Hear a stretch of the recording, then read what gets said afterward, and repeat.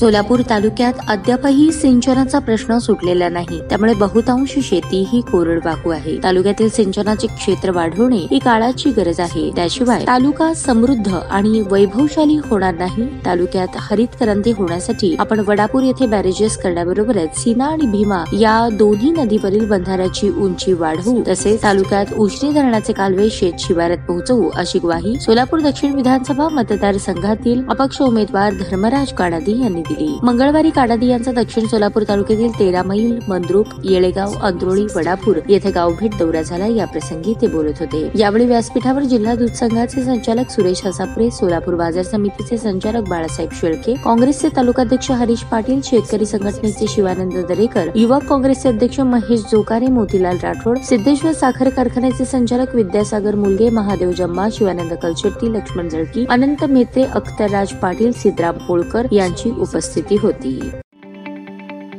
ताज्या बातम्या पाहण्यासाठी प्राईम महाराष्ट्र न्यूज चॅनलला सबस्क्राईब करा।